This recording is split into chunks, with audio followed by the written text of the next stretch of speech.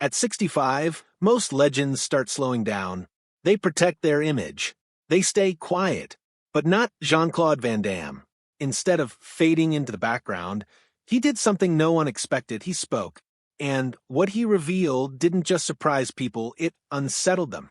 Because this wasn't about a fight. That IT wasn't about rivalry. That IT wasn't even about who was stronger. It was about the truth behind a man the world believed could never break. For decades, Chuck Norris wasn't just a person. He was an idea, a symbol, a myth so powerful that people stopped seeing the human being underneath it. The jokes said he didn't age, that he didn't lose, that even death was afraid of him. But what if that myth came at a cost? What if being invincible slowly erased the man himself? Van Damme's revelation doesn't tear Chuck Norris down. If anything, it does the opposite. It shows just how heavy that legend really was and how impossible it became to carry. And once you see it that way, you can't unsee it. Picture this: a quiet cafe in Brussels. No cameras, no flashing lights, no handlers whispering in the background. Just Jean-Claude Van Damme, older now, worn in ways that fame doesn't show on the surface. He doesn't look like the man who once defined physical perfection on screen. His face tells a different story. One of battles that didn't happen in movies. One of pressure, mistakes, survival. And then, finally, the name comes up. Chuck Norris. The air shifts. Not dramatically. Not in a cinematic way. But enough to feel it. Because this isn't just another conversation. This is something that's been held back for years. And when Van Damme finally speaks, it's not with arrogance. Not with ego. It's with something far heavier. Regret. Chuck couldn't be human anymore. That one sentence changes everything. For most people, fame is something you grow into. You adapt. You evolve. But for Chuck Norris, something different happened. He didn't just become famous. He became untouchable. The world didn't just admire him, they elevated him beyond reality. He wasn't allowed to be tired. He wasn't allowed to age. He wasn't allowed to fail. And at first, that kind of admiration feels like power. But over time, it becomes something else. A prison. Van Damme describes it like watching someone slowly disappear behind their own reflection. Not because they wanted to, but because they felt they had to. Imagine living in a world where millions of people believe you don't feel pain. Now, imagine actually feeling it every single day, but never being able to admit it. That's the weight Chuck Norris carried. What makes this story even more powerful is the contrast, because Van Damme didn't take the same path. He broke, publicly. He struggled with addiction. He faced mental health battles. He stumbled, fell, and got back up over and over again. And instead of hiding it, he talked about it. He allowed himself to be human, messy, imperfect, real.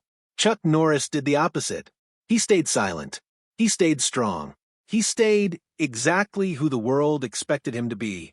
And that difference, the openness versus the silence, is where the gap between them began to grow. Not because they stopped respecting each other, but because they stopped being able to reach each other. Long before the movies, before the fame, before the millions, they were just two men trying to make it. Van Damme wasn't a star when he arrived in America. He was struggling, sleeping in his car, taking whatever work he could find just to survive. He had talent, incredible talent, but talent doesn't guarantee opportunity. Most people didn't take him seriously, except one, Chuck Norris. At the time, Norris was already established, a respected figure, someone who didn't need to prove himself anymore. But he saw something in the young Belgian, and instead of turning away, he gave him a chance. He hired him, trained with him, pushed him, not gently, not kindly, but honestly. Those training sessions weren't for show. They weren't choreographed. They were real, brutal, demanding. And for Van Damme, they were life-changing, because this wasn't just mentorship, it was belief. Chuck Norris didn't just see potential, he treated it like something worth building. But success has a way of shifting dynamics. As the years passed, Van Damme's career exploded. He became a star in his own right, a new kind of action hero, Faster, flashier, more emotional. The student became the competition. Not openly, not aggressively, but inevitably. Hollywood doesn't leave much room at the top.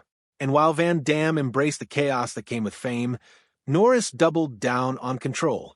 He refined his image, strength, discipline, control, always in command, always unshaken. But behind that control, something was building. Pressure. When they reunited years later, something had changed. Not outwardly. On the surface, everything looked the same. Respect, professionalism, history. But beneath that, distance. Van Damme noticed it immediately. Not in words, but in presence. The man he once trained with, the man he once laughed with, wasn't fully there anymore. In his place was something else. A persona, carefully maintained, carefully protected, untouchable, and suddenly, something as simple as a hug felt impossible. Not because it wasn't wanted, but because it didn't fit the image. Van Damme recalls a moment that stayed with him. A moment most people would never notice. Chuck Norris was in pain. Real pain. The kind you don't fake. The kind that comes from decades of pushing your body beyond its limits. But he refused to show it. He wouldn't sit down. He wouldn't acknowledge it. Because the man the world believed in didn't hurt. That was the moment it became clear. This wasn't strength anymore. This was sacrifice. Van Damme tried. He reached out. More than once. Not as a colleague. Not as a rival. But as a friend. He wanted to say something simple. It's okay. Okay to slow down. Okay to age. Okay to not be the strongest man in the room. But those words never landed. Because by then the wall was too high. Built over decades. Brick by brick. Expectation by expectation. When the news came, it didn't feel real. Chuck Norris, gone? For many people, that idea didn't even make sense. How does someone who felt immortal suddenly become human? The reactions were immediate. Shock, disbelief, humor used as a shield. People didn't know how to process it. So they did what they had always done. They turned to the myth. Death didn't take him. He allowed it. But underneath the jokes, there was something else. A realization that maybe, just maybe, they had never really known him at all. Chuck Norris didn't just leave behind movies. He left behind something much bigger. An identity that millions of people believed in. But identities like that come with expectations. And expectations don't fade. They grow. They demand consistency. They demand perfection. And eventually, they demand everything. Van Damme's revelation forces a difficult question. What happens when a man spends his entire life becoming a legend and forgets how to just be a man? To understand that, you have to go back. Before the fame. Before the fights. Before the myth. Back to a small town. A quiet beginning. Chuck Norris wasn't born strong. He wasn't born confident. He wasn't even particularly noticed. He was shy, introverted, often overlooked. His childhood wasn't filled with triumph. It was filled with uncertainty, with instability, with a need to become something more just to survive it. That need became discipline. That discipline became skill. And that skill became identity. Everything changed when he found martial arts. For the first time, there was control, progress, structure, purpose. He trained relentlessly, not for fame, not for recognition, but to never feel powerless again. And it worked. He didn't just improve. He dominated. Championships, titles, respect. He built himself into something unbreakable. But in doing so, he also built something else. A version of himself that could never afford to fall apart. That's what makes Van Damme's words so powerful. Because they aren't criticism. They're understanding. He sees the full picture. The strength, the discipline, the legacy, but also the cost, the silence, the pressure, the isolation, and maybe the most heartbreaking part of all, two men who defined strength for generations couldn't find the strength to be vulnerable with each other when it mattered most. So, what does this change? Everything.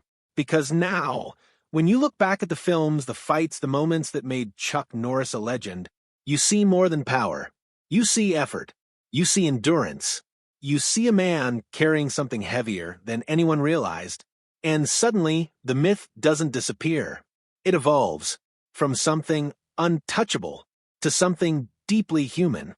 Maybe the real story isn't about Chuck Norris being invincible. Maybe it's about what happens when the world refuses to let someone be anything else.